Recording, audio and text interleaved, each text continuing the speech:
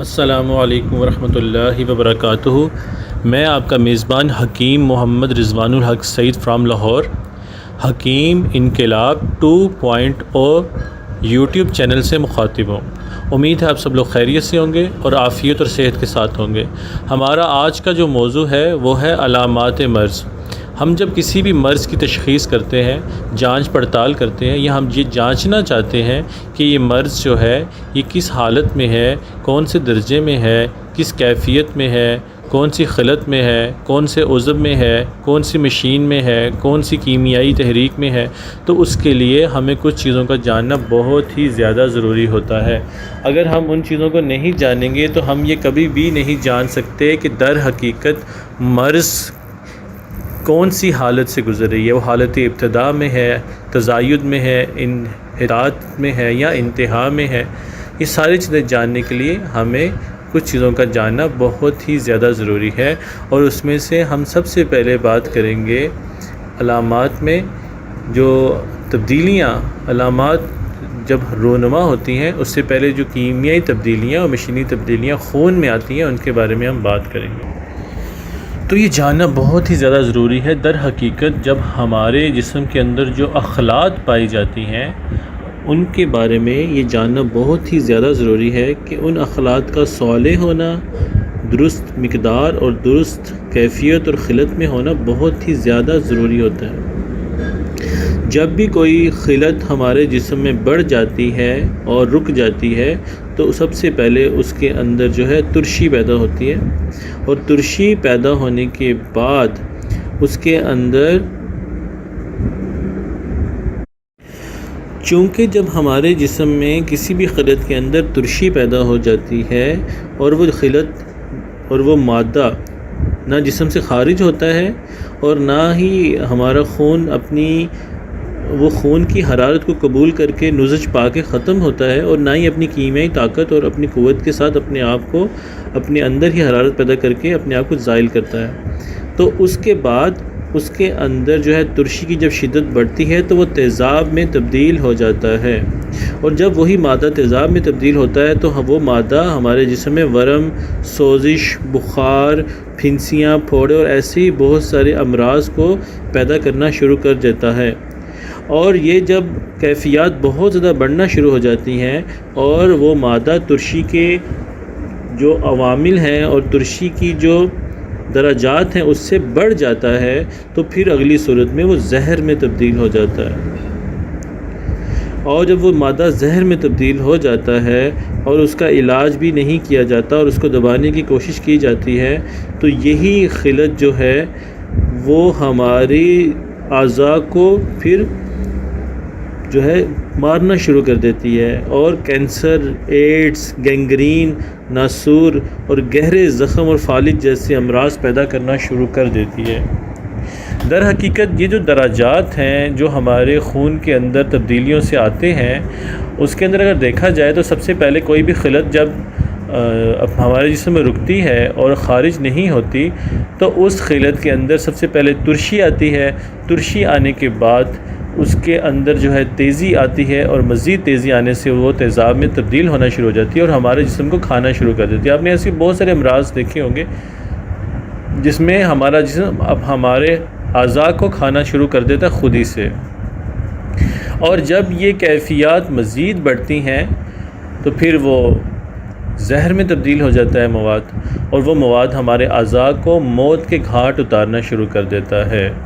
کیونکہ ایک بات یاد رکھیے، جب بھی کوئی خلط اگلے درجات کی طرف جاتی ہے تو وہ ہمارے جسم کے اندر نشو و نما کرتی ہے، ہمارے اندر خلیات، نئے خلیات پیدا کرتی ہے، فاضل رطوبات کو خارج کرتی ہے، اور اسی طرح سے دیگر مدارج کو طے کرتے ہوئے حالت صحت کی طرف لے کے جاتی ہے۔ لیکن جب وہی خلط جو ہے رک جاتی ہے، تعفن پکڑتی ہے، خراب ہوتی ہے، تو پھر وہی خلط جو ہے ہمارے اعضاء کے لیے زہر، ہمارے اعضاء کے لیے تیزاب، ہمارے اعضاء کے لیے جو ہے انتہائی خطرناک چیز کا پیش خیمہ بن جاتی ہے، ہمارے اعضاء کو کھانا شروع کر دیتی ہے، ہمارے اعضاء کے اندر خرابی اور بگاڑ پیدا کرتی ہے۔ دوسری چیز جو ہوتی ہے جسے ہم علامات دیکھتے ہیں امراض کی، وہ ہوتا ہے ہمارے صبح کا یورین، جسے ہم یورین سیمپل کہتے ہیں. یورین سیمپل میں کیا دیکھا جاتا ہے؟ یورین سیمپل میں یہ دیکھا جاتا ہے کہ ہمارا جو پیشاب آ رہا ہے اس کے اندر اس کی 3 چیزوں کو خاص طور پہ دیکھا جاتا ہے. وہ بہت اہم ہے. ویسے تو اس کی تفصیل کافی لمبی ہے لیکن میں مختصر بات کروں گا اور آپ کو بڑی شارٹلی بتاؤں گا. اس میں 3 چیزیں ضرور دیکھی جاتی ہیں. سب سے پہلی چیز اس کی مقدار کتنی ہے.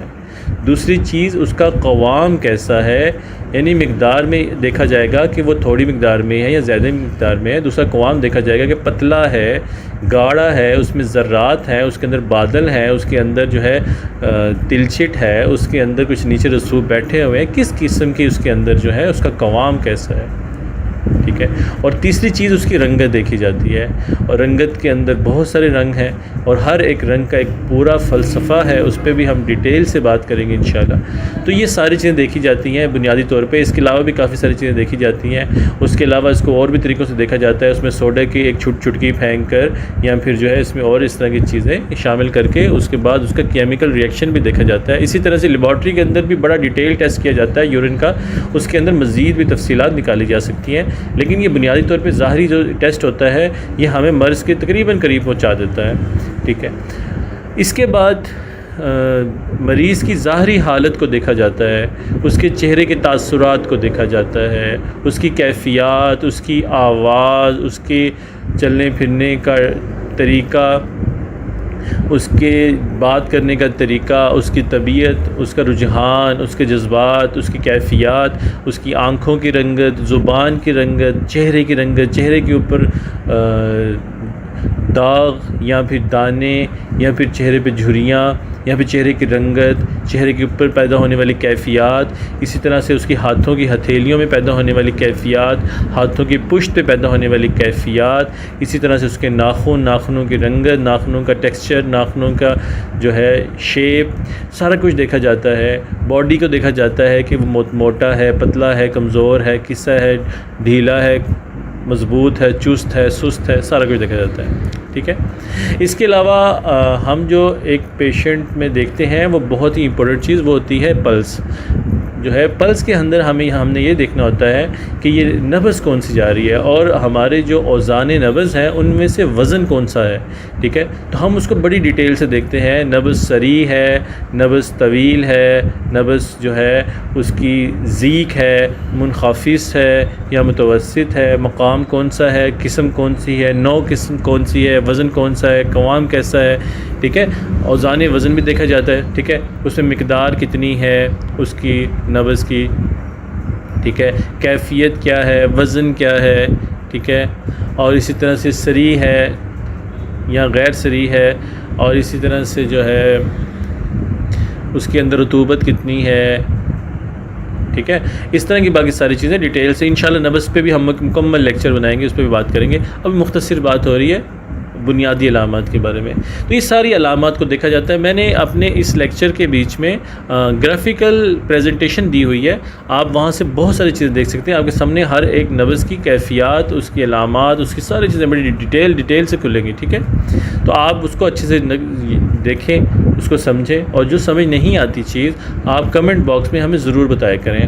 اور کوئی بھی ایسی چیز آپ جو ہم سے سیکھنا چاہتے ہیں یا ہمیں سکھانا چاہتے ہیں تو آپ ہمیں ضرور بتایا کریں. ٹھیک ہے. اور اسی طرح سے جو ہے چینل کو سبسکرائب ضرور کیجیے گا اور اس لیکچر کو اور بھی لوگوں کے ساتھ ضرور شیئر کیجیے گا تاکہ یہ سیکھنے سکھانے کا سلسلہ چلتا رہے اور آپ لوگوں کو اس اجر عظیم کا حصہ آپ لوگ بنے رہیں، اور آپ کے ساتھ ساتھ پوری دنیا کے اندر دکھی انسان جتنے بھی ہیں اور ان کا جو علاج کرنے والے معالجین ہیں وہ اس چیز کو ضرور سمجھ لیں. اس چیز کی خاص کوشش کیجیے گا، ایفرٹ کیجیے گا. جزاکم اللہ خیر. سدا سلامت رہیں. السلام علیکم ورحمۃ اللہ وبرکاتہ.